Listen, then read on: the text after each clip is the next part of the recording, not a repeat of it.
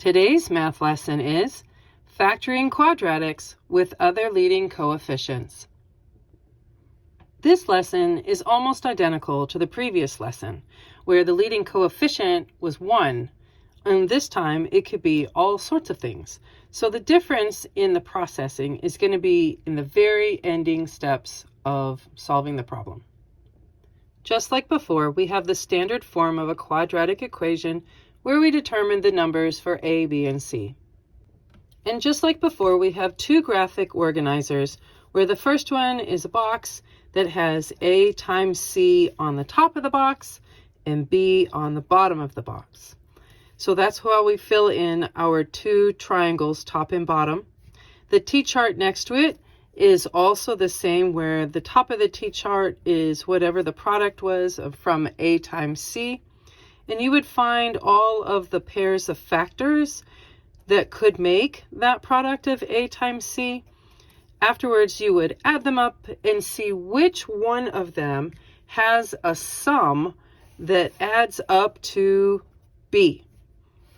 And it's those numbers from the factors that we put into the wings of our box. Having the wings filled in our box, this is where we said, okay, so our two quantities are going to be x plus your left wing divided by your A number, and x plus your right wing divided by your A number. Only this time, your A number is no longer 1, so it doesn't just disappear. So this is where things are just slightly different than in the previous lesson. So if you can reduce your left wing divided by your A number, do so. And if you can reduce your right wing divided by your A number, again, do so.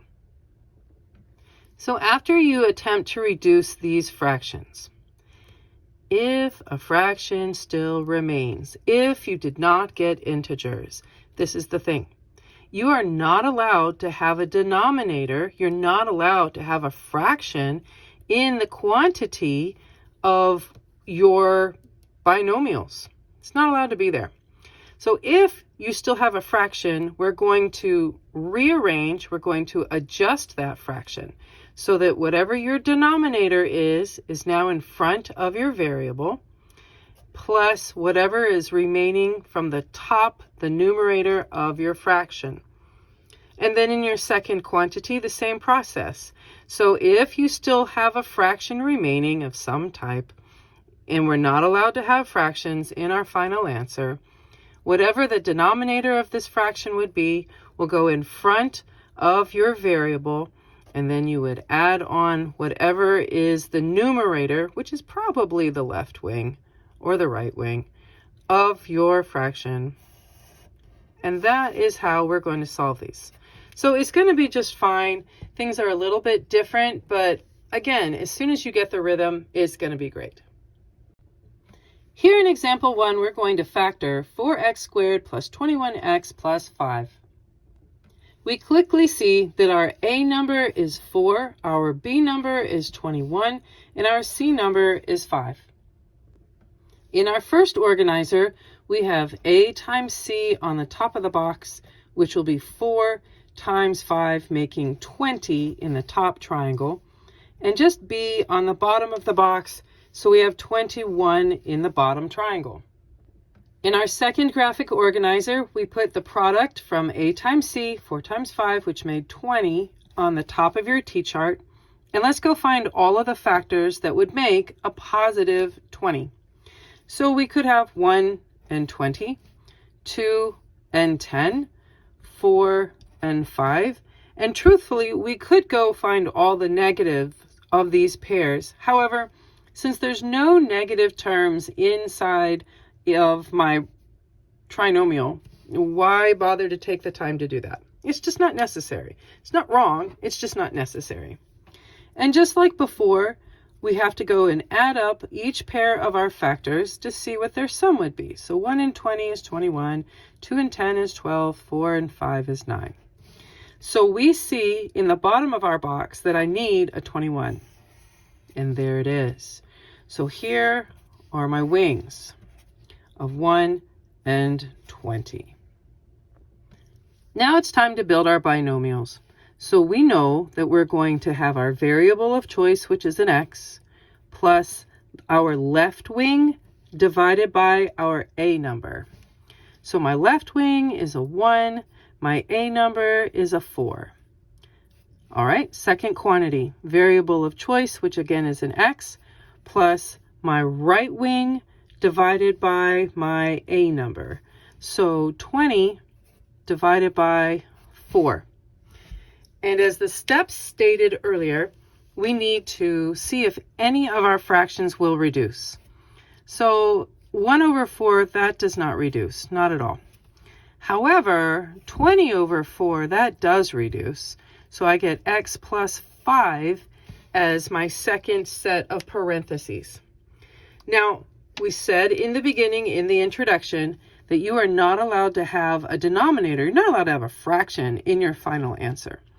So we take this 4 that's down here on the bottom of our fraction, and we're going to place it right there in between the parentheses and the x, so that our final answer is 4x plus 1 times the quantity x plus 5. And there you go. Now again, if you're always wanting to know, hey, did I do this right? Just go ahead and multiply your two binomials together. And when you do that, you should come out with your original quadratic from the beginning of the problem. So there you go. In example number 2, we are given the task of factoring 4s squared minus 11s plus 6. We quickly see that our A, B, C numbers are A is 4, B is negative 11, and C is 6. Using our graphic organizer, we have A times C in the top triangle, so 4 times 6 making 24, and B on the bottom triangle, which happens to be negative 11. Using my second graphic organizer, let's put the product of 4 and 6, which was 24, on top of our t-chart and find all of the pairs of numbers that would multiply together to make a positive 24. So that would be positive 1 and positive 24. But this time I'm also going to look at negatives because my B number is a negative 11. So negative 1 and negative 24. I would have positive 2 and positive 12. I could also have negative 2 and negative 12. We could have had a 3 and an 8. We could have also had a negative 3 and a negative 8. And finally, I could have had a 4 and a 6, or a negative 4 and a negative 6. So let's go find the sum of each pair of factors. 1 and 24 is 25. Negative 1, negative 24 is negative 25. 2 and 12 is 14. Negative 2 and negative 12 is negative 14. 3 and 8 is 11. Negative 3 and negative 8 is negative 11. 4 and 6 is 10. Negative 4 and negative 6 is negative 10. Hey, I think we found our guy. Since our B is negative 11, we have to make sure we use the negative 11 sum. So we'll put negative 3 and negative 8 into the wings of our box. And let's go begin building our sets of binomials. I put a structure reminder here at the top of my paper just so I can remember where all of my numbers are coming and going from. So our variable of choice is an S plus my left wing, which is a negative 3 divided by my A number of 4. And again, for my second set of parentheses, my variable of an S plus my right wing, which is a negative 8 divided by my A number, which is again 4. Let's go see if either of our fractions reduce. So negative 4 over 3 does not reduce. However, I no longer need to have a plus sign in there. So let's clean that up. Now we can see, however, that negative 8 over 4, that definitely does reduce. And I'm going to get rid of my plus sign because a positive and a negative side by side is a negative. 8 divided by 4 is 2. Last but not least, we know we're not allowed to have a fraction in our final answer. So let's take the 4 that's currently on the denominator of the fraction and sneak it right there in between the parentheses in our variable. So we end up with 4s minus the numerator, which is 3, times the quantity s minus 2. And there you go. Here in example 3, we're going to factor 2p squared minus 7p plus 5. As we've done in our previous problems, we find our a, b, and c number, where a is 2, b is negative 7, and c is positive 5. So using our organizer, we see with a times c being on the top of your box, that gives us a 2 times 5 with a product of 10 in the top triangle, and b in the bottom triangle being a negative 7. With my second graphic organizer, again, I put the product of a and c on the top, and we know that this is a positive 10. So let's think about this. Do we have to write down all of the pairs of factors? Well, you're smart. You know that to get a positive product, that had to be a positive times a positive, or it had to be a negative times a negative. Since I'm going to be adding our numbers together, and our b number is a negative 7, then truthfully, all I really need to look at is all negative factors.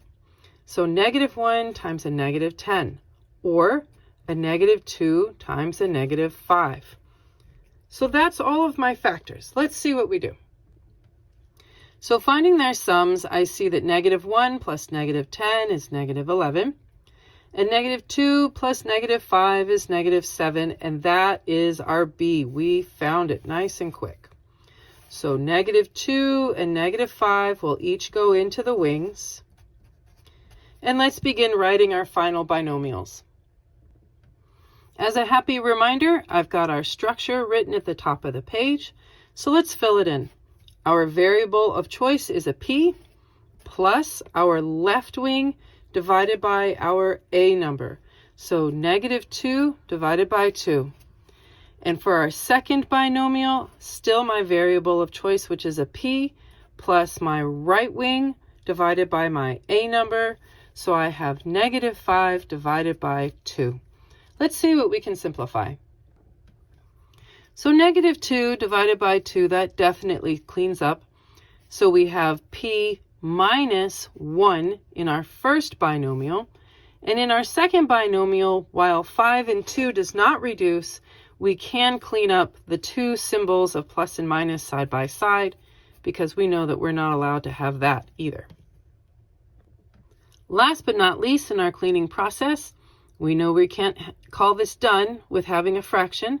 So let's get rid of our denominator by putting it right there in between the parentheses in our variable, so that our final answer will be the quantity of p minus 1 times the quantity of 2p minus 5.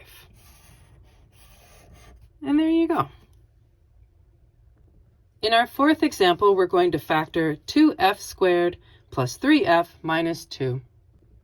We quickly see that our a number is 2, our b number is 3, and our c number is negative 2. Using our graphic organizer, we multiply a times c for the top triangle, which means we're going to multiply 2 times negative 2, giving us a product of negative 4 in the top triangle. And b is in the bottom triangle, and we get 3. Let's go see where negative 4 comes from in all of its pairs of factors. So this is a little bit more involved. Since I'm tearing apart a negative number, that means that one of my numbers has to be positive while the other is negative to see what factors had multiplied to create this negative 4. So it could have been negative 1 times a positive 4, and it could have been positive 1 times a negative 4. Or it could have been positive 2 times negative 2, or negative 2 times positive 2, but that is literally the same thing when it's all said and done. So why bother to rewrite it? Okay, so let's add these up and see what we get when we look at their sums. Negative 1 plus 4, well, that is a positive 3. Positive 1 plus negative 4, that's a negative 3. And positive 2 plus a negative 2, well, that's just 0. And we need, oh yeah, a positive 3, which we see from our B number, which is the first pair of factors that we happen to explore. So we know that we can now put into the wings a negative 1 and a positive 4. Let's build our binomials, and here's our guide.